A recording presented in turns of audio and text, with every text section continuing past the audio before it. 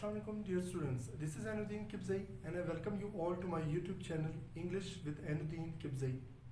जैसे कि मैंने वादा किया था कि हम एक सीरीज ऑफ लेक्चर्स शुरू करेंगे जिसमें इंग्लिश एसे और कंपोजिशन के डिफरेंट पोर्शंस के हवाले से डिफरेंट लेक्चर्स होंगे।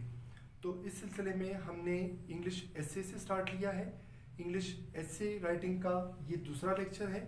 पहले लेक्चर में हमने डिस्कस किया था कि इंग्लिश एसे की आपने टॉपिक सिलेक्शन कैसे करनी है, किन किन एरियाज़ पे फोकस करना है, वो कौन से टॉपिक्स या कौन से स्टडी एरियाज़ हैं कि जिनको आपने अवॉइड करना है।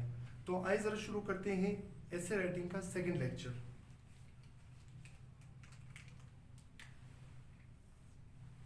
सबसे पहले एक इम्पॉर्टेंट चीज़ माइंड में रखें कि इंग्लिश एसे जो है वो उतना डिफ़िकल्ट या कॉम्प्लिकेटेड नहीं है जितना स्टूडेंट्स को बनाकर दिखाया जाता है।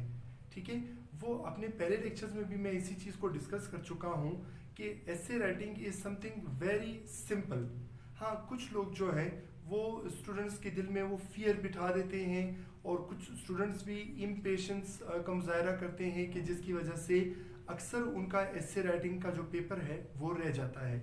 तो आइए ज़रा देखते हैं, चीज़ों को सिंप्लीफाई करना है, कुछ बेसिक्स हैं उन्हें फॉलो करें और स्टेप वाइज चीज़ों को लेके चलें तो आपको एसे राइटिंग में कोई प्रॉब्लम नहीं होगा।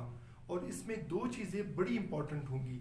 एक होगा आपका पेशेंस, ठीक है, आप कितने पेशेंस हैं, और उसके अलावा दूसरा उसमें होगा परसिवेरेंस। ठीक है, यानी पेशेंस के साथ साथ आप में परसिवेरेंस कितना है।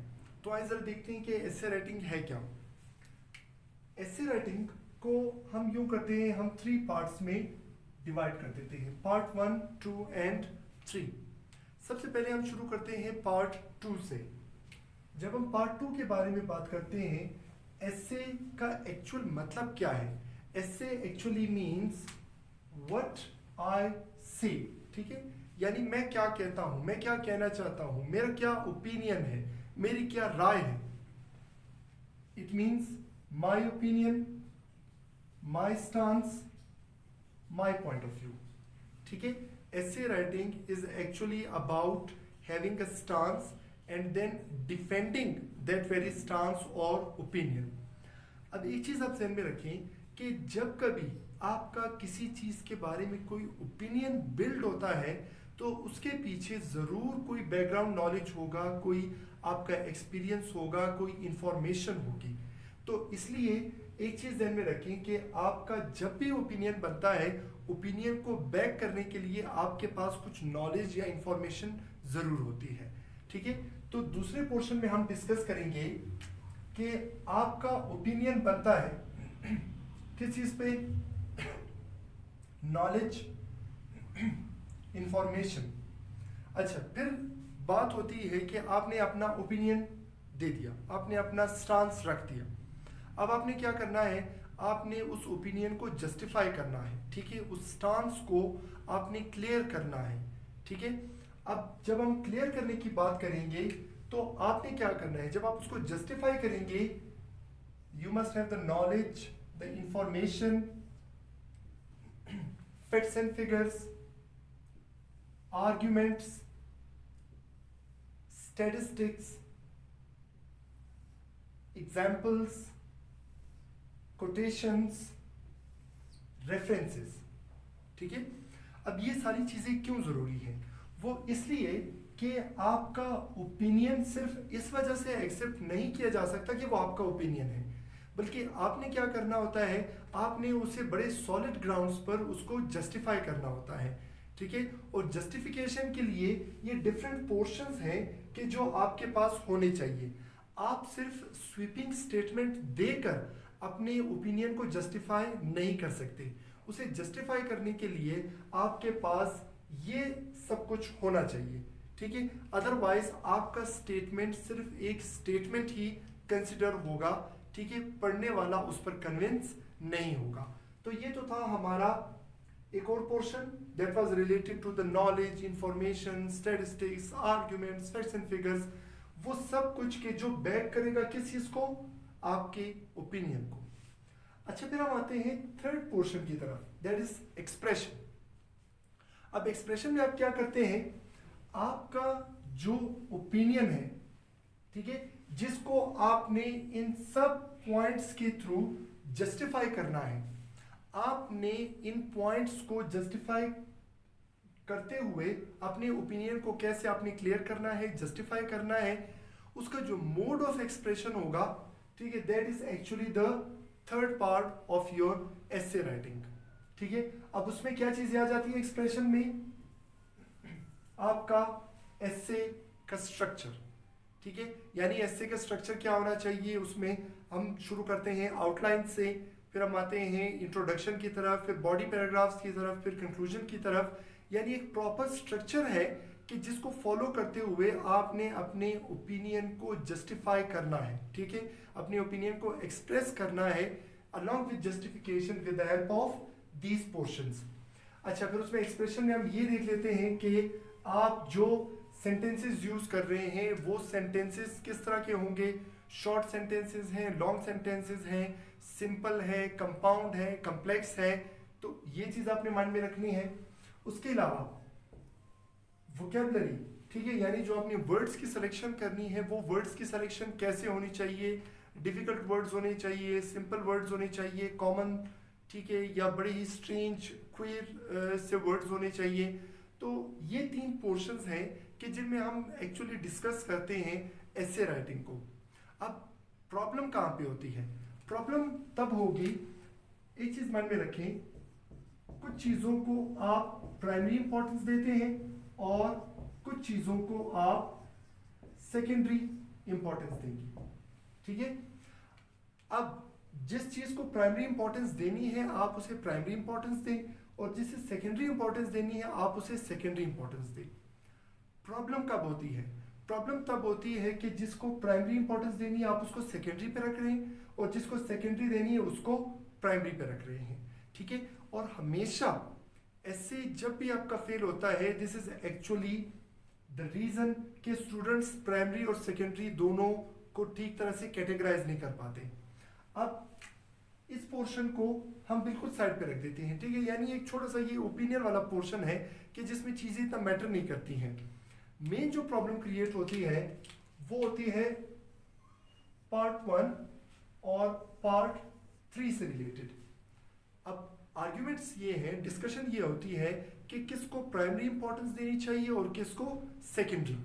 तो एक चीज ध्यान में रखें, सबसे इंपॉर्टेंट चीज जो है, आपने अपने ओपिनियन को जब जस्टिफाई करना है तो एग्जामिनर ये नहीं देखेगा कि अच्छा आपने कैसा स्ट्रक्चर फॉलो किया है, या आपके सेंटेंसेस किस तरह हैं, या आपकी कितनी मुश्किल वोकैबुलरी है। नो, एग्जामिनर की नजर में ये सारी चीजें किस तरह हैं, ये सारी चीजें होंगी सेकेंडरी इंपॉर्टेंस, ठीक है, यानी आप इसको प्राइमरी इंपॉर्टेंस नहीं दे सकते, because examiner is more concerned कि आप अपने ओपिनियन को जस्टिफाई किस तरह करते हैं, किस तरह नॉलेज है आपके पास, क्या इंफॉर्मेशन है, कितने अच्छे फैक्ट्स एंड फिगर्स हैं, कितने स्ट्रॉन्ग आर्ग्यूमेंट्स हैं, आप किस तरह के स्टैटिस्टिक्स वहां पर कोट करते हैं, आप कैसी एग्जांपल्स देते हैं, कोटेशंस देते हैं, रेफरेंसेस देते हैं। तो इसलिए जो ये फर्स्ट वाला पोर्शन होगा, ठीक है, इसे हम रखते हैं प्राइमरी इंपॉर्टेंस पे। तो इसलिए आपने एक पॉइंट माइंड में रखना है कि ट्राई टू डिफरेंशिएट कि किस पोर्शन को आपने प्राइमरी इंपॉर्टेंस देनी है और किसे सेकेंडरी इंपॉर्टेंस देनी है। अब प्रॉब्लम क्या होती है? प्रॉब्लम ये होती है कि स्टूडेंट्स भाग रहे होते हैं कि अच्छा कितने बड़े बड़े सेंटेंसेस यूज करें, कैसे डिफिकल्ट वोकैबुलरी यूज करें, और कोई कंटेंट में आर्ग्यूमेंट्स देखे या ना देखे, वो ये जरूर देख रहे कि अच्छा यार इसमें तो बहुत मुश्किल इंग्लिश लिखी हुई है तो इसमें तो ऐसे पास हो जाएगा। No, examiner is not concerned about how difficult vocabulary you use, but he is actually more concerned about the solidity of your facts, figures, arguments, statistics, references, ठीक है। एग्जामिनर को इन चीजों से ज्यादा कंसर्न है, this is of the primary importance, जबकि ये चीजें जो है आपने इनको सेकेंडरी पे रखना है। प्रॉब्लम ये होती है स्टूडेंट्स इसको प्राइमरी पे रखते हैं और इसे सेकेंडरी पे रखते हैं, कि जिसकी वजह से उनका पेपर हमेशा रह जाता है। तो इसलिए आप कोशिश करें कि जब आप एसे राइटिंग की प्रिपरेशन शुरू करें, सबसे पहले इस पोर्शन को एक दफ़ा साइड पे रखें, और फोकस करें पोर्शन नंबर 1 पे। अच्छा, अब जब आप ये सारी चीजें देखेंगे, for example knowledge, information, facts and figures, arguments, statistics, examples, quotations, references, तो इन चीजों को स्ट्रॉन्ग कैसे करना है, ठीक है। मैं आपको इस वीडियो के डिस्क्रिप्शन में एक लिंक दे दूंगा गूगल ड्राइव का, आप वहां से जाकर there are some 4 to 5 very good books, ठीक है।